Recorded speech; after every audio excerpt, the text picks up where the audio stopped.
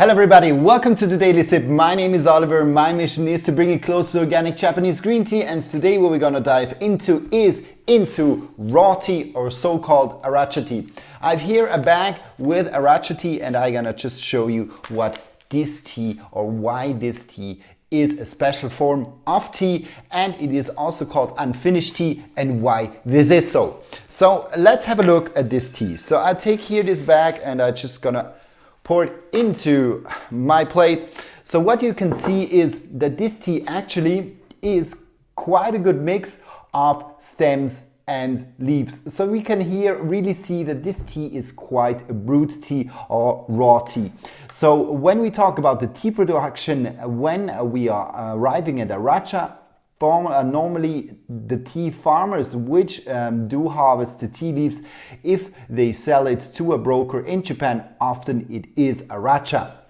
And Aracha is just a tea which contains still everything of the leaves. So we have the veins, the stems, and the leaves, or the parts, the beautiful part of the leaves themselves. When there's a further process, then the tea is refined and then ends up into sencha tea. But how does it get to a sencha tea? So when we talk about the harvesting and the production of tea, then when the time is ripe, often between beginning of April and mid or end of June in Japan, then the tea actually is harvested, and when the tea leaves are just trimmed or taken away from the tea plants, then they're often left there maximum for 1 minute, that they don't wilt, they don't get into oolong or in any other tea form, or even becoming a black tea. They are put into a steam bath, and after the steam bath begins the actual drying process of the leaves. So after often over 5, 6 or 7 steps, the tea leaves, they lose water up there, going down to even 4 or 3%. But this is then the really last stage of the tea. Often Aracha contains around 7 to 8% of water still in the leaves, so the water never gets out completely. But we consider that then as the dry tea, or the dry leaf tea. And when we are at this Aracha stage, still everything is with the leaves. So what you can see when I bring it closer to you, so maybe here, you can really see that there we have some stems, so there are some brighter parts with it, some darker parts. The leaves, they're quite big still, they're quite thick, so this is quite unusual for an Aracha or for a Japanese green tea, and normal for an Aracha. So we can really see that these are big leaves. So normal when you're going in from the Aracha stage of the tea then to a sencha stage, then the tea leaves, they are trimmed, so they're cut also in half, so you get a smaller one. And also they're taking out these parts of the leaves which are the brighter parts, and by the Agricultural Association this is not seen as very aesthetic and very beautiful, and that's why they often demand to get into a high quality premium grade or contest grade, that these brighter particles are taken away. What you're gonna see as well when you go a little bit deeper, so there are also smaller parts, smaller leaf parts, a little bit of dust even, this is also taken away. So everything then actually is kind of sorted. The tea is made up to its most beautiful parts, and then often the premium sencha is born, or the premium sencha is done. But this tea is nevertheless a very good tea. You can also buy Aracha tea. It's not very common for farmers actually to sell it, but when you go directly and you buy directly sometimes from farms, often the only thing you can get is Aracha tea. So it is a tea which is the brewed tea coming directly from the farm, but it is not very often seen in stores as Japanese tea drinkers, or around the Japanese tea drinking the beauty and the aesthetic of the tea leaf. And often when we go and we just buy a sencha, then the tea is sorted, even blended with other cultivars, so different varietals putting together to the perfect taste. And also the stems, they're taken out. Either they're just not used for the tea, or they are proceeded and produced for a kukicha, a so-called stem tea, or a karigane if it is a higher grade tea. In this case we have everything in, and in this case I have a tsihui kari tea, and what I will do now is that I just try this tea out. And I'm very sorry, it's a Tsuyu Hikari, this tea, not a Tsuyu Hikari. So this is the tea I will try now, and when we just take our cues here, I want to taste for sure as well a sencha with it. And now just to compare a sencha with this tea, I just brought a small plate and we're gonna take some grams of this tea. Then voila, this should be good. Then put this tea aside, and what we're gonna take is now, this is a Kobaten sencha. So sencha actually from the region of Kagoshima. And this is a finished sencha. So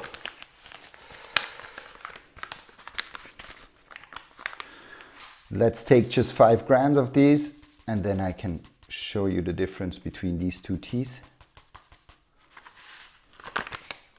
You see that there's quite a big difference. So this is now the Aracha, and this is the final sencha. So what you can see is that the sencha actually is made out of smaller leaves, and you see very rarely kind of white or kind of brighter particles.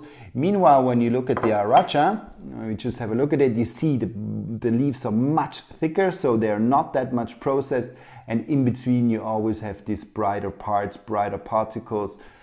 For example, this one here, typical stem. Now I missed it. Maybe get another one. Here, voila. So, good. So for example, this one here, you see a very bright stem in between the leaves. So it's kind of unfinished, unprocessed tea, you might say. But this tea definitely very worth to try. If you ever have the chance to try an Aracha, do it. What you just need to know is that it shouldn't be a too expensive tea. Normally Aracha is a little bit more cheaper than a typical sencha. And here you really can see the beautiful tea, shiny leaves, very salted. All the stems taken out, so rarely you see a bright spot. Here a small one, for example here, but often you don't see anything anymore in a premium sencha. So then enough of the talking, let's go into the action of the brewing. So I take 5 grams of the Kobaten sencha and 5 grams of the Aracha, and then we're just gonna brew this for 1 minute, both of the teas. Et voila. Try to take the same amount of water, and then we're just gonna leave it there for 1 minute, and then we can try these ones. So the Tsuyu Hikari is actually quite a special cultivar. It's a little bit going nearly into the direction of a Nulong sometimes with the taste. So it's quite a specialty. And here we have a typical Yabukita sencha, which we're gonna try.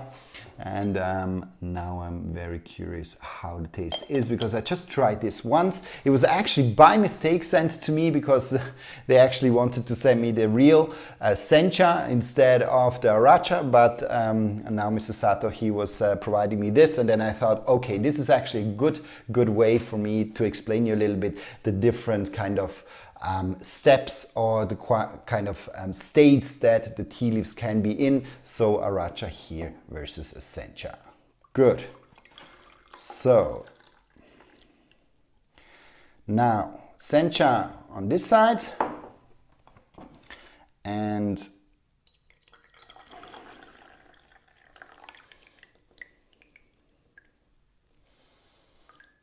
then the Aracha on the other side. Voila. So what you can see with the sencha is a little bit more golden, a little bit stronger. It seems a little bit lighter, this one here. So quite a big difference in terms of color between the two types of tea. This is also something I saw with Aracha. It needs a little bit, or it's not as strong in its brewing than, for example, with the sencha, where the leaves are also cut into smaller parts. so they actually do have kind of a more surface to give taste to the water, while the Aracha doesn't or is containing bigger leaves and giving then a little bit less of this typical or kind of direct strong taste. But now I'm very curious how the difference between the taste of these two tea is. First, the sencha.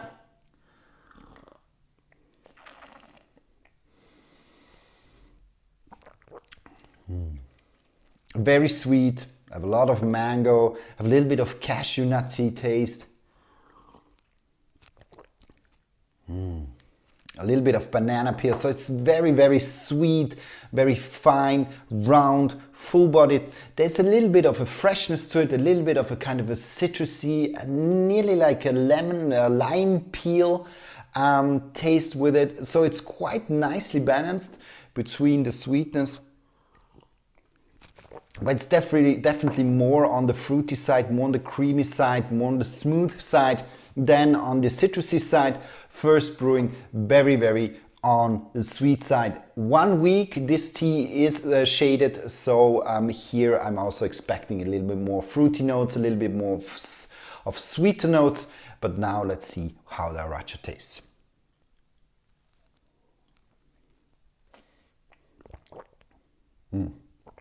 So, super green.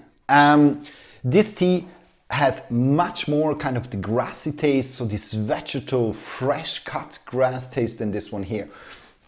So what we can kind of state is with this tea, definitely you have much more on the greener side. You have a little bit more of the spectrum of the greenness of the tea. So it's not so concentrated in its taste versus kind of in the direction of the typical umami of this a little bit more fruity taste profiles, but staying much in this lighter green kind of taste profile. I also tried once an Aracha which was from the farm Obubu. They are not producing organic green tea, but also there, or also with the Aracha, I had also more the feeling that it is quite grassy, quite on the vegetal side. But as soon as you go kind of in this more kind of a sorted out tea, that the stems, that the lighter particles are taken out, it seems that a little bit also this more vegetal taste goes out, and the concentration of this more sweeter and fruity profiles, they get a little bit more to the surface of the tea, being more kind of the main aspects of the taste profile.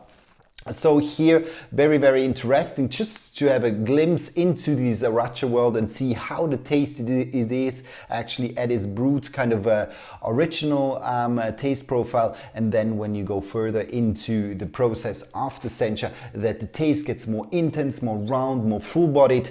So you might even say that this is a little bit of a lighter tea, and this one is really strong and more complex. That's why also the Aracha should be a little bit less in pricing if you ever get one, and if you go into the premium sencha segment, there definitely a strong taste and also a strong or a stronger color should be predominantly the case with this tea.